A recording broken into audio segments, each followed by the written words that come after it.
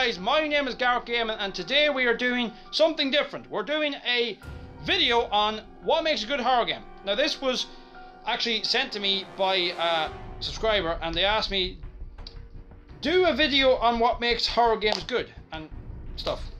So first things first, what makes a good horror game is the balance between the horror and the game. In a horror game, you have to have a constant boundary that you don't want to cross, but you also have to have a good horror game as well, and a good bit of horror in it. So, for a horror game, you don't want to have like too many jump scares, because in some horror games, there's, like for example, give an example in Five Nights at Freddy's. That's all right. That's fairly spaced out. There's very little problems with that, and the only problem with that is it does give you a lot of jump scares, but they're very, very, very spaced out. They're very well spaced out. So, say for example, you get jump scared by what? Foxy first. Foxy runs at you like that, and you have to shut the door and all, and blah blah. That's not really a jump scare. That's just a quick time event. When you turn on a light playing Five Nights at Freddy's and you see one of the animatronics, that's a jump scare.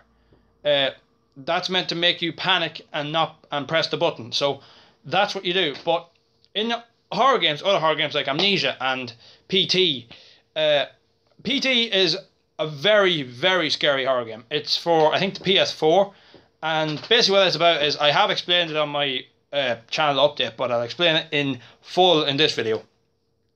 PT, you're basically I think you're an investigator, I think, and you have to go to this abandoned mansion, and when you go to the mansion, you will be surprised by what you see.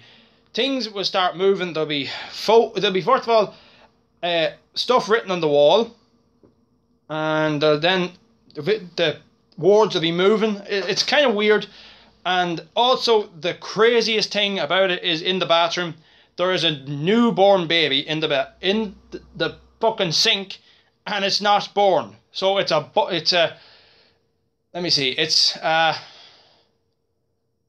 I'm trying to think of a name for that. It's a baby that's not born, so it's a premature baby basically, and it's really disgusting and horror. That's what a horror game is meant to be like. It's meant to have you on the edge of your seat saying, holy shit, this is actually really scary. But you also do not want to have it too scary, because if you have a game too scary, it's not going to be easy to complete. But PT, I mean, that fucking ticks all the boundaries for being too scary. The jump scare on that, the girl, she grabs you and then she fucking throws you on the ground, takes down her zip and pisses all over you. That's just literally the worst possible jump scare you can get. But there are probably other games that can tick the box like that. There's Amnesia, that's one of them. They have a good horror. They've got like a good system going. So have I know it's not really a horror game, but The Walking Dead. In The Walking Dead, Walking Dead is an indie game, and well, it's a game by Telltale Games anyway. But in it, there's different parts that have, say for example, in Walking Dead season 1, Lee, he constantly comes into contact with zombies, and he has to counter them, and if he doesn't counter the attack, he will get attacked, but you'll have another chance to counter it.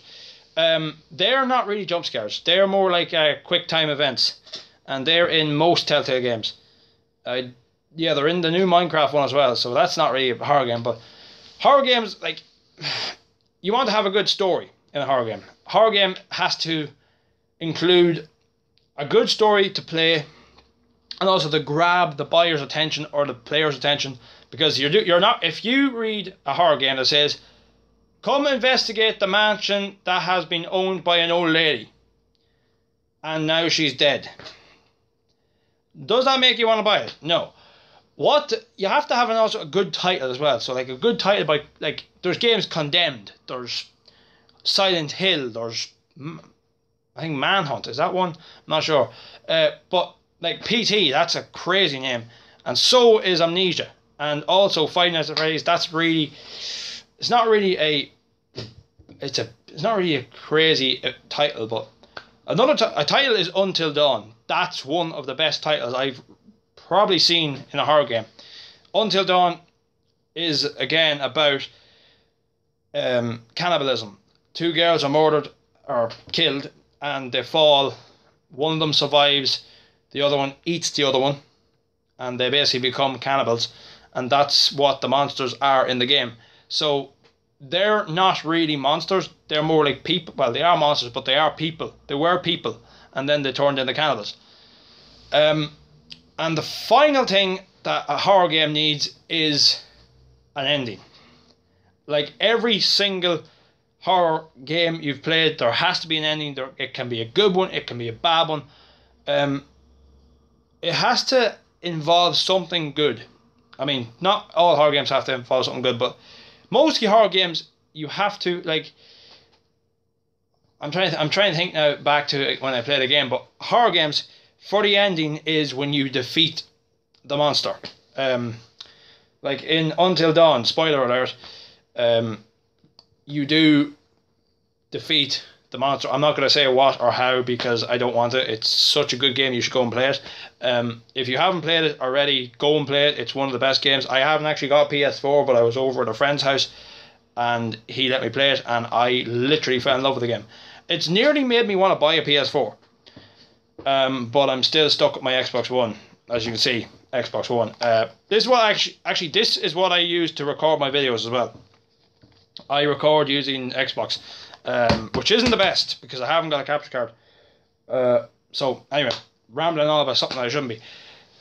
For an ending it has to have either a good ending or a bad ending. Multiple endings are good as well.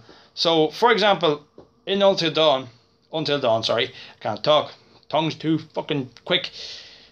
Until Dawn, you have to have two different endings. There's one ending where everyone dies, and that's just I think the selfish ending. And then there's endings where you have everyone surviving, because Until Dawn, it's a game that goes by the choices you make, and if you make the wrong choices, someone dies. If you make the right choices, they survive. So the best ending is probably the ending with all the characters when they're all alive, and that's. So as I was saying about the game, it has to have a good balance, has to have a good ending, and it also has to have a good story. They're the 3 main things I would look for in a horror game. So good balance between the horror and between the game, a good story to grab the players in, and a good ending to end. Also, I forgot another one, is a good monster. A good monster is always a good thing to have in a horror game because you want to know what you're fighting. And also sometimes it's good to not tell the player what they're fighting, because if, for example, you're fighting something that's in the dark and you can't see it, and you don't see it until the final scene of the game, that is something good because it has you holding on to something, saying, oh, I wonder what this thing looks like. You'd be wondering, like saying, what's this look like? I don't know. So that's basically it. Sorry, I fucking just checked my phone. My phone's gone off like mad. Twitter. But anyways, horror games, as I said, if they are good, they have to have good balance, good story, good villain, monsters, whatever, and a good ending. And also, it just have to have a good scenery. A good scenery in a horror game is also always the best thing, because like I said while playing my Silent Hill: The Arrival, it's not up yet, but it will be up. I said that I love the scenery in it because it looks so good, and the darkness, it really makes the game stand out a lot. So yeah guys, that's basically it. If you have any other questions about any horror games or anything else, please let me know and I will try and answer it as best I can. So thank you all guys so much for watching this video. If you liked it, will you please punch the like button, or smash, fuck you. If you liked it, will you please smash that like button, and don't forget to subscribe to check out the channel for more content. I'm not sure if I'm going to be doing daily content. I have absolutely no idea. Also send in comments, because I am going to be doing a reading your comment series like I did on Wolfeye. So thank you guys so much for watching this video, and I will see all you guys next video. How's it going, guys? My name is Gareth Gaming and welcome back to my channel. This video is going to be a channel update video, and the topic